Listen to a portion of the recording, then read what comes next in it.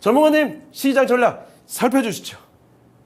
예, 제가 일부 시간에 옵션 가격과 변동성 얘기하면서 여러 가지 한 이유가 바로 여기 있습니다. 월요일 날 주식시장이 안 열리는 게 한탄스럽도다. 대신 이 점을 잘 참고하셔서 대응을 잘 하기 바랍니다. 여러분, 다음 주 시장 전략에 이번 주는 반도체 주간이라고 해도 과언 아니다 하면서 그냥 넘어갈게요. 대신 여러분, 반도체 섹터가 6개 정도로 제가 나눠 드렸지 않습니까? 지난주에. 여기 보다시피 요거 나눠준 거 요거 보시면서 보세요. 여기에서 비메모리 시스템 반도체 관련주들 이제 다음 주에 흐르거나 좀 비리비리하면 매수 타이밍 오는 자리 와요, 여러분.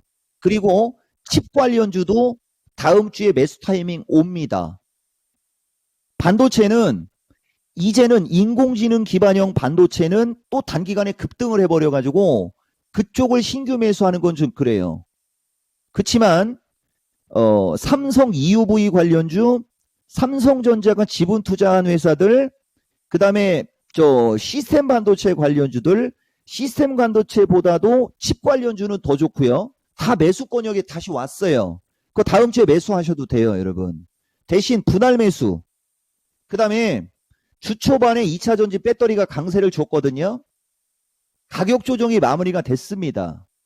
이제 선별적으로 기간 조정 받는 것도 있을 수 있지만 예를 들어서 아까 포스코 퓨처 같은 거는 조금 하루 이틀 더 길 수도 있거든요, 여러분. 거래량 증가 양봉 흐름이 나올 때는 단기도 좋을 걸 저는 예측합니다. 그래서 다음 주부터 선별적으로 적극 관심이 돼버려요, 여러분. 또 그러니까 반도체하고 배터리 두 섹터의 주식만 나눠서 해도 여러분들 시장에서 소외 안 받습니다. 근데 여기에 인공지능 로봇 등의 섹터는 2차 전지보다는 차트가 안정적이에요.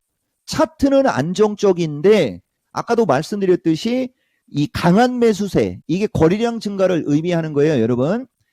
강한 매수세가 들어오지 못하는 단점은 있습니다.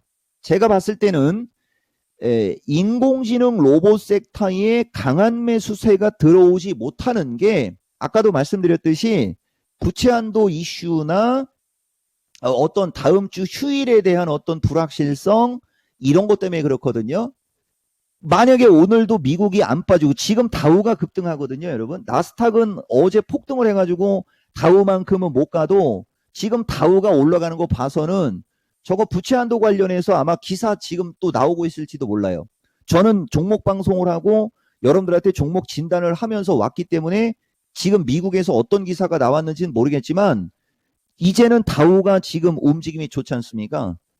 우리나라가 월요일날 장 열렸으면 지금 아마 시간에서 저 선물도 더 세게 움직이면서 바로 다음 주 월요일날 여러분들 돈을 추가적으로 벌었을 텐데 해필이면 거기서 휴일이라 그런 요인으로 인해서 약간의 조정권에 있었던 인공지능이나 로봇 관련주 쪽, 여기서 인공지능은 GPT 관련주 쪽 포함이에요, 여러분.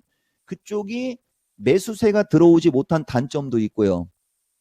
여기 지금 720명 기념으로 네 글자에 인공지능 로봇에 들어가는 초성이 리을이고 네 글자고 처음 자가 리을이고 세 번째 자가 티그신 주식이 있어요. 그런 게 다음 주에 움직임이 나오는 겁니다, 여러분. 그래서 어쨌든 이 인공지능 로봇 섹터 2차 전지보다 차트는 안정적이다. 거래량 증가할 때 충분히 볼만하다. 이런 얘기 여러분들한테 해드리는 거고, 에너지 제약 등의 섹터는 선별적으로 좋은 게 많지만 요게 이제 단점이면 단점인 거예요. 전체적으로 섹터적으로 지금 세게 가기에는 반도체하고 2차 전지가 너무 강력하게 시장을 움켜쥐고 있어요. 그러니까 반도체하고 배터리가 너무 강력하게 주식시장을 틀어잡고 있다 보니까 이쪽 그린 에너지 쪽 얘기하는 겁니다. 신재생 에너지, 그린 에너지, 그 다음에 제약주도 마찬가지예요. 저쪽이 힘을 못 쓰는 거예요. 이종보기의 기가 너무 강력하니까 주변에 잡기가 못 오는 거하고 같은 이치. 반도체하고 배터리가 너무 강력하다 보니까 에너지하고 제약주가 힘을 못 쓰는 어떤 형국이거든요. 그렇지만 만약에 반도체하고 배터리가 동시에 주춤거리면 언제든지 에너지하고 제약 등 움직일 수 있는 거고, 저쪽 중에 한쪽 섹터만 빌빌거리었을 때 이쪽에서 치고 갈 수도 있는 거고, 아까도 말씀드렸듯이 외국인들은 주식을 10조 이상, 올 1월 달부터 10조 이상 주식을 갖고 있는데 엄청나게 변동성이 셀 것 같고 엄청나게 불확실성이 많을 것 같은데 특이하게 선물 매도를 안 쳐놨거든요. 저들이 선물로 하방을 구축하지 않은 상태에서 장이 무너진 적이 없어요. 물론 아까 내가 일부에 얘기했듯이 주식을 5천억 이상 팔고 선물도 5천억 이상을 하루에 팔면서 밀어낼 수는 있지만 확률적으로는 떨어진다는 거죠.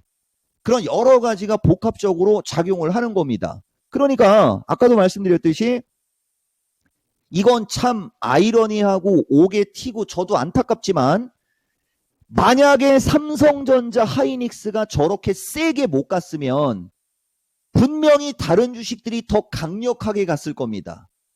근데 삼성전자하고 하이닉스가 시가총액 삼성전자가 300조가 넘고 320, 30조, 우선주까지 하면 350조, 하이닉스가 거의 그저 한 100조 가까이 되나요? 이따가 보겠지만 한 450조 플러스 마이너스가 저렇게 날아가는데 다른 주식들이 힘을 쓸 리가 없는 거죠.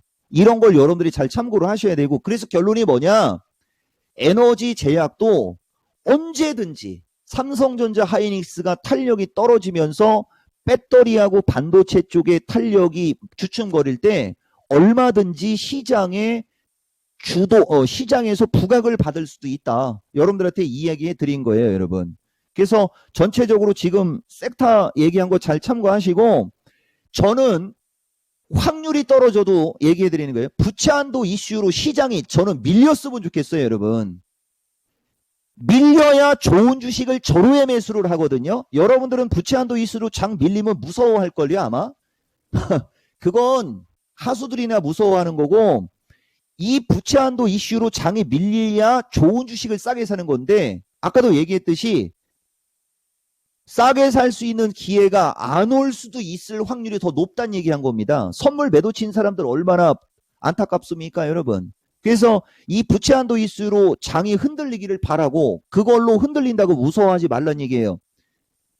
안 흔들릴 수도 있으니까 이쪽에 있는 주식들 잘 체크하시라는 말씀 드린 겁니다. 여러 가지 정황과 여러 가지 내용을 종합해서 봐도 장을 밀어버릴 명분이 없어요. 명분이 없습니다. 오히려 이런 부채 한도 이슈 같은 걸로 장이 출렁출렁거리는 게 건전한 그죠? 조정이 될 수도 있는 겁니다. 그래서 지수 얘기, 이제 지수 얘기 좀 해드려 볼게요. 여기 지금 보시면 이게 지금 우리나라 주식시장의 추세 밴드입니다. 깔끔하죠, 여러분?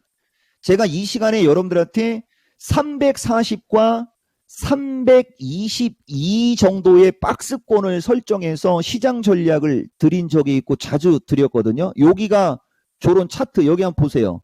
327, 331에서 333, 340에 이 박스권 주면서 이 그림 한번 줬었고요. 그 다음에 이쪽으로 밀리면 여기가 완벽한 겁니다. 4월 21일 타이밍에, 여기가 4월 21일이지 않습니까? 4월 21일 타이밍에 오히려 여기서 5, 6일 흘러내리면 좋은 게 아니고 상당히 좋을 것이라고 했어요. 그러면서 20일간 중장기 상승 사이클이라 좋은 것이라고 했어요, 여러분. 보세요, 여러분. 5, 6일간 밀리면 좋을 거고 상승 사이클이라 좋을 거고 조정받는 게 좋다는 얘기 여기서도 계속 해줬죠. 기가 막히게 322를 찍고 주식시장이 지금 338까지 올라와 버린 겁니다, 여러분. 여기보다, 여기서 긍정적으로 이야기했던 내용보다, 여기보다 지금 시점에서 긍정적으로 이야기를 하는 게 더 의미가 강력한 겁니다. 아이러니하죠? 이게 바로 삼성전자의 힘입니다. 그리고 이 종목은 본능적으로 어떤 악재가 있거나 어떤 이슈가 있으면 장이 밀리기를 바라거든요. 근데 지금 저렇게 큰 악재가 있는데도 장이 안 밀렸어요. 뭐만 밀렸냐? 독일, 다우, 홍콩, 중국만 밀렸습니다. 저런 악재가 있는데. 거기에 외국인들은 하방을 구축하지도 않았어요. 이거보다 좋은 기회 자주 안 옵니다, 여러분. 조정을 기회로 활용하라는 얘기예요, 여러분. 자, 그래서 향후에는 월요일 날 미스터 마켓 또 안 하니까 제가 밴드를 조금 더 높여서 1차가 340에서 343, 2차가 347에서 351 위로 열고 아래로는 아까 봤던 331에서 333, 2차가 325에서 322 이 지수대를 잘 세팅하기 바랍니다. 그리고 여기서 하나 더 말씀드리고 싶은 거, 2번 연속 그죠? 322를 지지하고 지수 강세가 나왔다라는 거. 여러분, 이게 여러분들한테 무지막지하게 중요한 얘기가 될 것이고요. 여기에 아까 이게 빨리 찾아야 되는데 생각난 김에 제가 여러분들한테 이런 지수 전략 얘기할 때 4월 21일 날 코스닥 이야기할 때도 이 지수대와 날짜를 외우면 변동성이 뭐라고 했습니까? 변동성이 즐거울 거라고 그랬습니다. 아니 세상에 어떤 전문가가 텔레비에 나와서 변동성이 나오는 게 즐겁다는 얘기를 합니까? 이종복은 합니다. 이번 얘기는 이때보다 더 긍정적이고 좋은 얘기다. 요 얘기를 하고 마무리 하겠습니다.